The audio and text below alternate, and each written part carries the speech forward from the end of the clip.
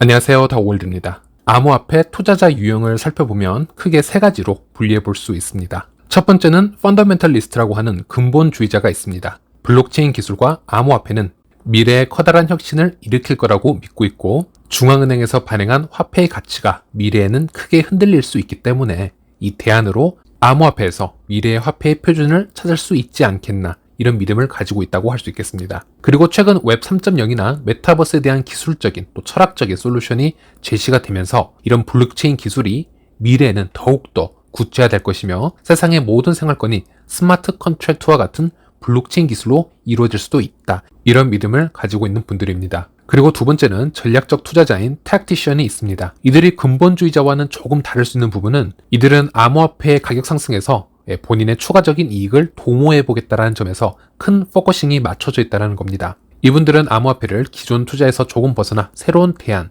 새로운 보완제로 암호화폐를 바라보고 있다는 것인데요. 이들은 부동산이나 주식시장, 암호화폐 시장을 하나의 투자 패키지로 바라보는 경향이 있고요. 이 투자 분야를 서로 해증시키고 분산시켜서 매우 전략적 투자 마인드를 보이는 경향이 있다는 겁니다. 그리고 마지막은 투기적 투자자, 스페큘레이터가 있습니다.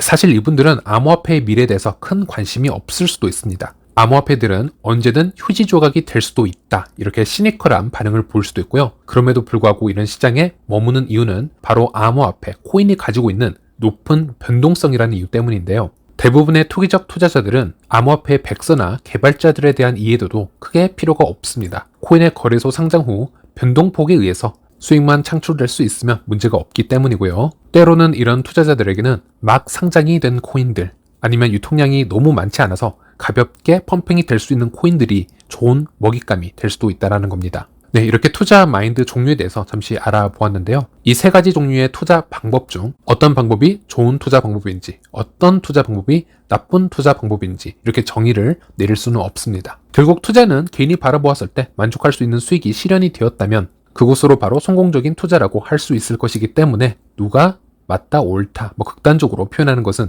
매우 힘들 수 있다는 것이고요. 그럼 여기서 파이 네트워크 생태계를 한번 바라보도록 하겠습니다. 역시나 이 파이 생태계에서도 이 세 가지 타입의 성향을 갖춘 모든 분들이 존재하기 때문에 파이 커뮤니티에서는 이분들의 의견차로 인해서 여러 논쟁들을 우리가 볼 수도 있었고요. 서로가 어떻게 파이 프로젝트를 바라보느냐에 대한 관점을 서로 부정하거나 깎아내리려는 모습들도 쉽게 확인할 수 있었습니다. 그런데 문제는 이렇게 성향이 다른 사람들이 강력하게 주장하는 부분에 너무 쉽게 동료가 되고 본인의 투자 철칙을 잃게 되면요, 프로젝트를 올바른 방향으로 지켜볼 수 없게 되는 상황이 발생할 수 있다는 것이고, 저는 그 상황이 매우 우려스럽다는 것인데요. 예를 들어서 파이 커뮤니티의 전략적 투자자나 투기적 투자자들이 상대적으로 비중이 많이 늘어나고요. 커뮤니티에 그들의 목소리가 너무 강하게 들리게 되면 2, 3년 이상 꾸준히 채굴을 해왔던 파이 근본주의자들도 본인이 지속해왔던 프로젝트의 본질에 대해서 의구심이나 회의감을 가질 수도 있다는 겁니다. 옆집에 무슨 코인은 이미 메인넷이 나왔다더라.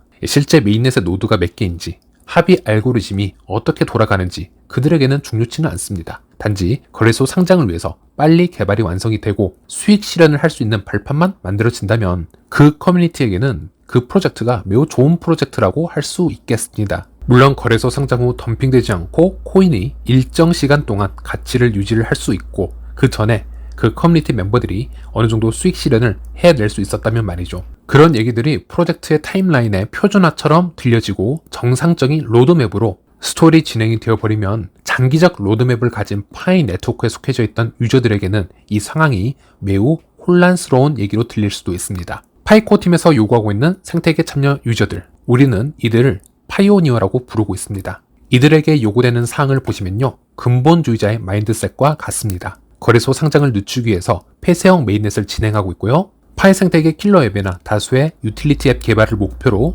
끊임없이 파이 해커톤 이벤트를 개최하고 또 참여하고 있습니다. 오픈 메인넷이 되더라도 어쩔 수 없이 수많은 거래소에 파이 코인이 상장이 된다 하더라도 파이오니어들이 거래소의 트레이딩에만 의지하지 않고 파이 생태계에 머물고 파이 코인을 화폐로 사용함으로써 여러 유틸리티를 사용하는 웹 3.0의 생태계를 구축하기 위해서 모든 파이오니어는 폐쇄형 메인넷에서 하드 트레이닝을 진행해 오고 있었습니다. 저는 여러분들이 파이 프로젝트의 본질을 꿰뚫어 보기 위해서 더 이해를 하기 위해서는 투기적 투자자들의 얘기보다는요, 파이 코어 팀이나 근본주의자들의 목소리에 더 귀를 기울여 보시기를 추천드리겠습니다. 옆집 코인들, 알 수 없는 코인들과 파이를 비교하는 마인드를 잠시 내려놓으시고 현재 파이 생태계에서 유저들이 충분히 머물 수 있는 그런 유틸리티가 어느 정도 구축이 되고 있는지, 그리고 내가 이 생태계에서 어떤 선한 영향을 끼칠 수 있는지에 대해서 한번 고민을 해보시길 바라겠습니다. 네, 그리고 파이데이가 얼마 남지 않았습니다. 이번 다가오는 파이데이는 기술적으로 업데이트 될 수 있는 부분들이 상당히 많다라고 생각을 하고 있습니다.